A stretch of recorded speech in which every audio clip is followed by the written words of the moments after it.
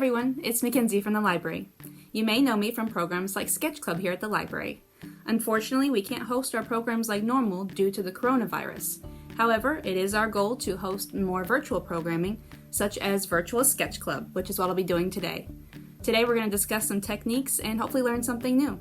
Thanks for tuning in! For today's session, you'll need a drawing utensil of some sort, preferably a normal pencil. If you have a sketching pencil, feel free to break it out. If not, no worries. Just grab whatever pencil you've got at home. If your pencil doesn't have an eraser, you'll especially need one. Any eraser will do. We'll use it for cleanup afterwards. You're also going to need something colorful, either a marker or colored pencil. We'll be using that for outline practice later.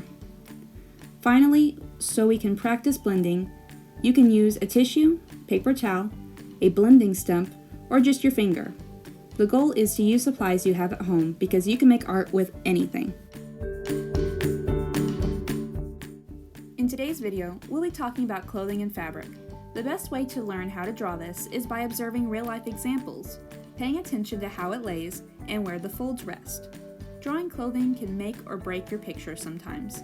If it appears too stiff, it won't look natural or convincing, so this is an important factor for your illustration to be successful.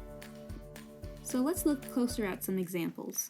Looking at the pictures we have here, we can see a variety of fabrics, and they all lay and react differently.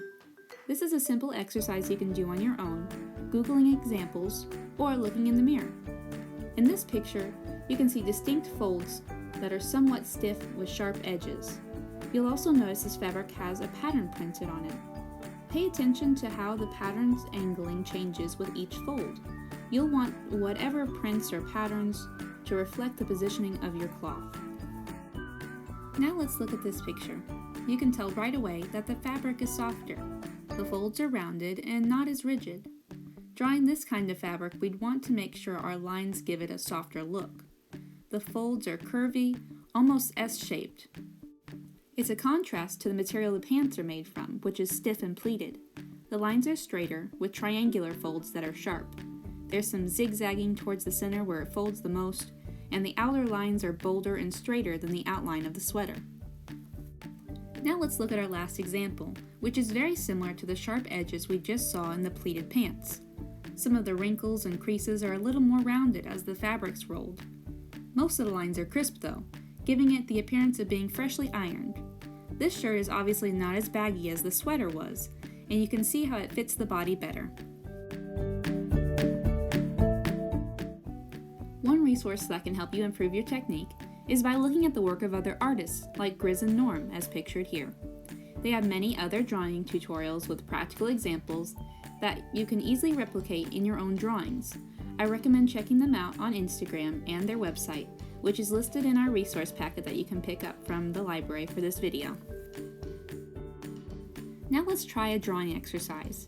Here we have a blank leg template that we can practice drawing fabric on. Have fun with it and think about what you've seen in real life. Let's try out some different fabrics using different lines. Grab your pencil, let's begin. When you look at a leg, you want to remember where the joints are. We have an ankle joint and a knee joint, and the fabric will reflect where those joints are. Let's say we drew our outline right along the line of the leg. If we do so, there won't be any give that you normally see with most fabrics, but it makes it look skin tight, like spandex or jeggings. If that's what you're going for, then by all means draw it right against the outline of the leg. A little bit of shading can help us visualize the fabric. And we're done. But maybe that's not the look you want, so let's try a different method. On this leg, let's think back to that baggy shirt. Let's make it hang off the leg a little bit and give it some rounded folds so it looks oversized and not skin tight. Try to remember gravity is at work, so the folds are going to sag a little. You can add more wrinkles and curves, but don't get too carried away or it won't look realistic. We could probably add a few more lines here, but for the moment, less is more.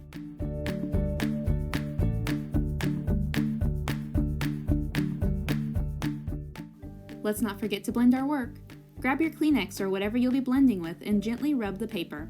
It's okay if the smudges go outside the lines. We'll go back later with our eraser and clean it up. The good thing about blending is it will give it a smoother appearance, which is precisely what most fabrics need. As we blend, you'll notice it looks softer and softer.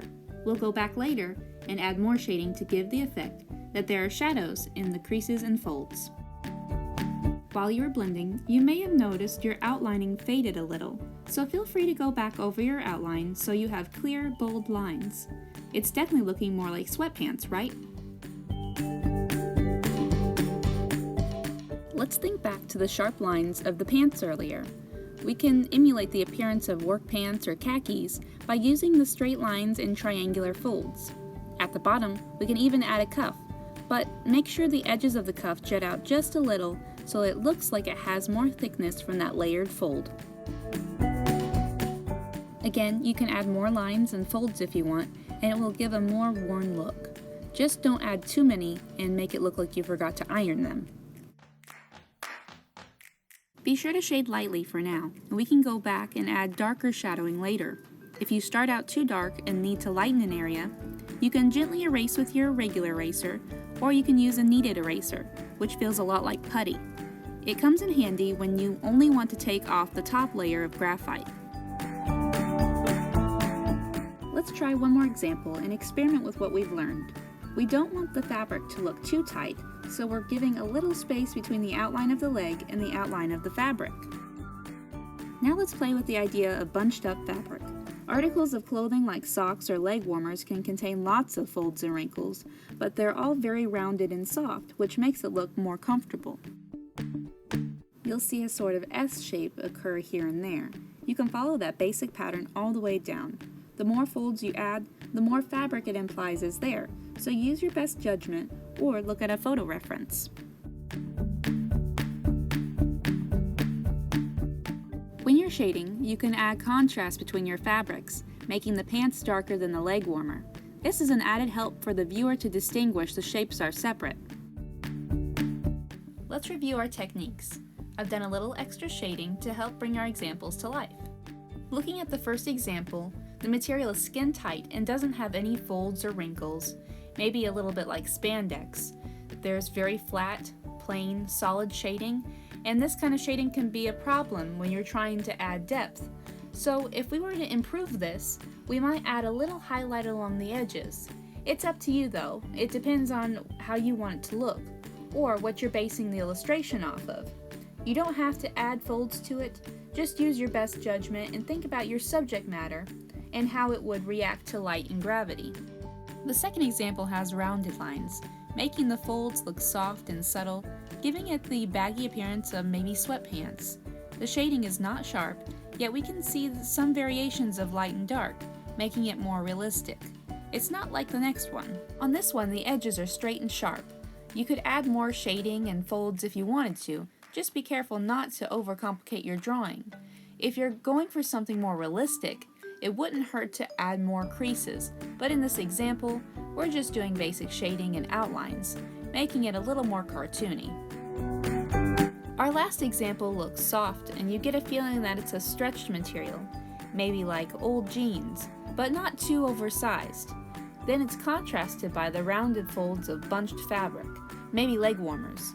The shading on it is faint, just enough to add a little depth.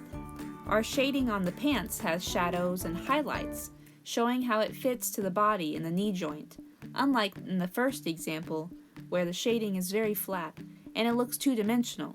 You want to bring in different tones, whether your art is monochromatic like this, or if it has lots of colors.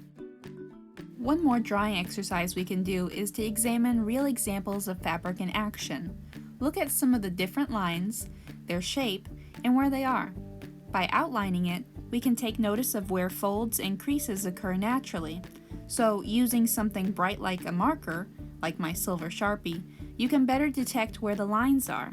This can help you identify where your outline should go when you're drawing clothing or fabric.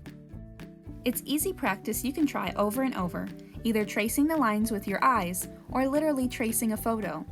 You can already see how the fabric of this sweatshirt lays in soft folds. Don't worry if you don't outline every crease. Like I mentioned earlier, too many lines can just be distracting and give your eyes too much to focus on. You want just enough details that create a path your eyes will follow, which will hopefully direct the viewer's gaze in a complete circuit all the way around. Here's some more examples that you'll be able to try for yourself. I used a red marker so my lines are clearly visible, but you can use whatever utensils you have at home. The outlines don't have to be very detailed. In fact, they may look a little cartoony. This exercise is just to help increase your awareness of shadows, folds, and creases in fabric. So stop by the library to pick up some blank samples that you can practice outlining on. Remember, they don't have to be perfect. Have fun as you experiment on these. I hope you guys enjoyed this session of Virtual Sketch Club. If you enjoyed this video, let us know in the comments. If you'd like to practice some of the techniques we learned today, you can stop by the library and pick up some of our templates, such as this leg practice template, or some real-life examples that can help you with outlining. Just stop by and pick some up and keep practicing.